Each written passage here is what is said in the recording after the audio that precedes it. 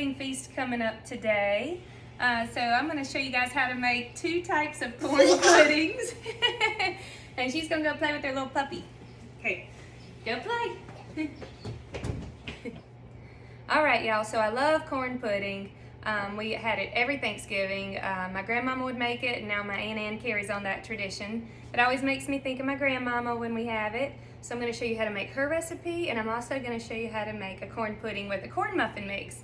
You can try them both and see which one you like the best. The corn muffin mix a little more savory. It still gets its sweetness from the Jiffy a little bit, and then my grandmama's corn pudding is really sweet. It's got a lot of sugar in it. So we love them both, and I'm going to share them both with you, and I'll put the recipes up on my blog. So let's get started.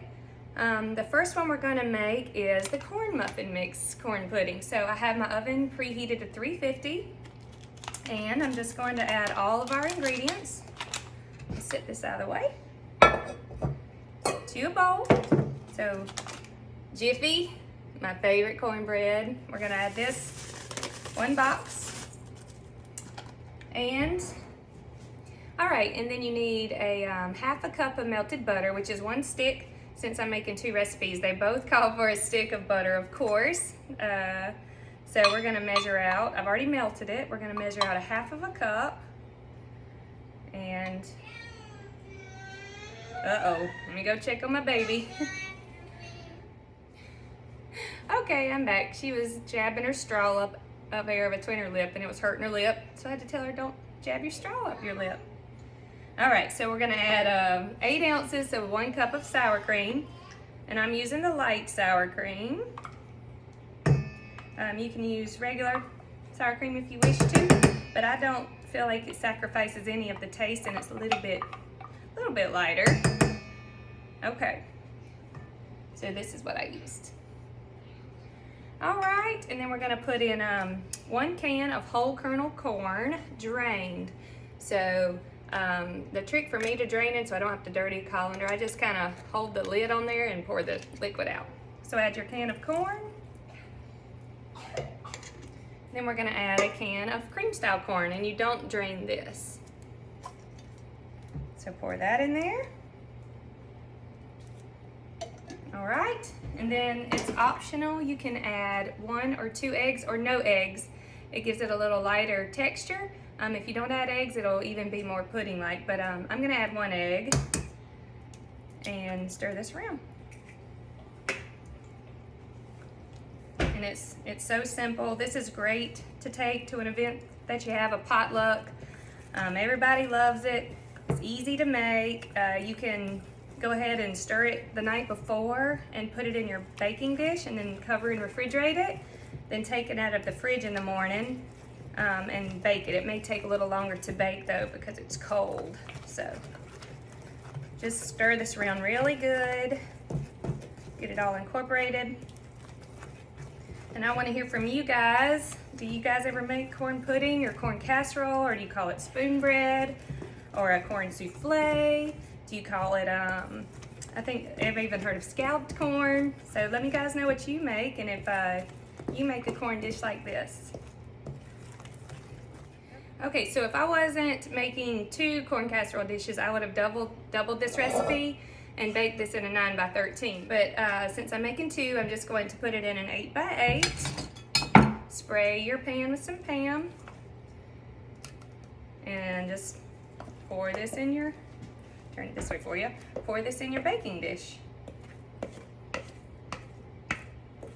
And the fun thing about this, you can add green chilies, you can add diced bacon, crumbled bacon, you can add, I mean, if you want to, you could even do some onion in here. You could add cheese, mix in some cheese or put some cheese on top. The add-ins are endless. Let me know that too, guys. What are your favorite add-ins for this? You could use a can of Mexican corn. So there's lots of options to do a lot of different add-ins in this. Okay, this one's ready. We're gonna pop it in the oven. And let's see, I'm probably gonna start with checking it around 35 minutes. It may need 45, but basically when it's golden brown and set in the center, it can still be jiggly because it is a corn pudding, but then it's ready. So I'll check it around 35 minutes and we'll see if we need to let it cook longer. All right, got it in that oven. This oven is preheated to 400 for our other corn pudding recipe. So I'm just gonna rinse this bowl out and make it in this bowl. All right, time to show you guys how to make my grandmama's corn pudding recipe with no corn muffin mix. So I got 2 eggs. How pretty are these? From one of my chickens, laid blue eggs. So crack your 2 eggs. And I save my eggshells to give back to my chickens, and that's their calcium supplement. I just kind of crumble them up, feed them back to them, and that's how they put the calcium back in their body. So let's see, get your eggs all beat up in there. Okay, then we're gonna add 2/3 cup of sugar. Telling y'all, Southern casserole recipes got a lot of butter and a lot of sugar, but they're so good. All right, 2/3 cup of sugar, 2 teaspoons of cornstarch. Let's add that to our bowl.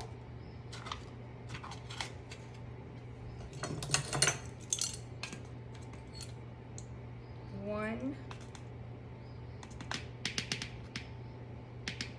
2. Okay, let's stir this around.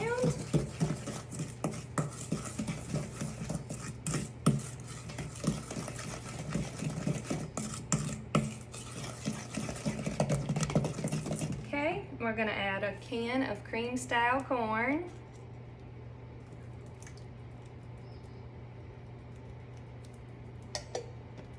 And then stir that around.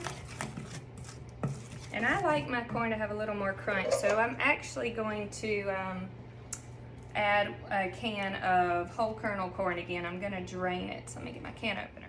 Okay, Grandmama's recipe does not call for a can of whole kernel corn, but sometimes I found that cream style corn is so pureed that it's almost has no texture to it, no crunch, and I really like the crunch of a corn kernel. So I'm gonna add a can of this in it. Okay, all I have is this big can of evaporated milk, and we only need 5 ounces. So I'm gonna get 5 ounces measured out. Okay, so let's get this open, old-fashioned way with the church key. And note that this is not sweetened condensed milk. This is just plain evaporated milk. And let's see, 8 ounces are in a cup, and we need 5 ounces, so we're gonna do a 1/2 cup. There's that, and then 1/4 of a 1/2 cup. And that'll be about your 5 ounces. Okay, stir that around. Then get you like an 8x8 baking dish or so. You can also double this recipe. I highly recommend it for Thanksgiving. Spray your dish. Okay, we're gonna pour this in here.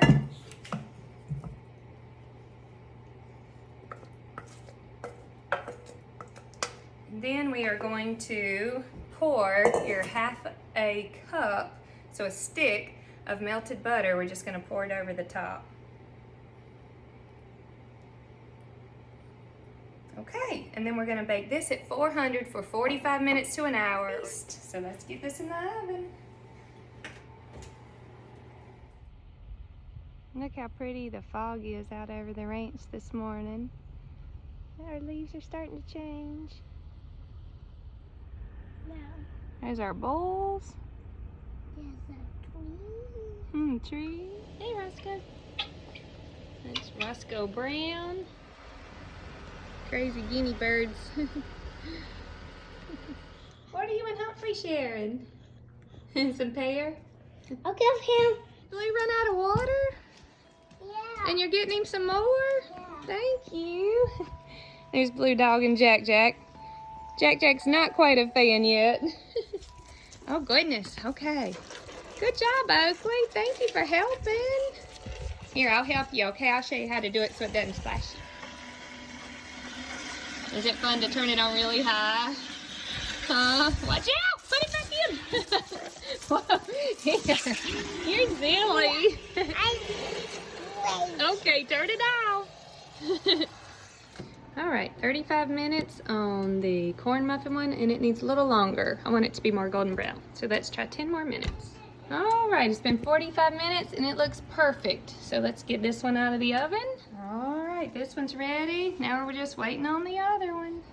Okay, so I was checking on this one and it was looking good, but the butter was kind of standing on the top, so I just gave it a little swirl, mixed it in. It's got about a minute left, but I'm gonna add 10 minutes and then I think it'll be done. You are naughty, oh Mom. Because I wiped the pen off your nose? Huh? Is that why I'm naughty? Huh? Alright, this corn pudding's ready to go. Yum, still bubbling. So here y'all can see the texture of the corn pudding with the Jiffy Mix. It's more like a cake type of texture. And here's the texture of the corn pudding without any Jiffy Mix. Make an ugly turkey?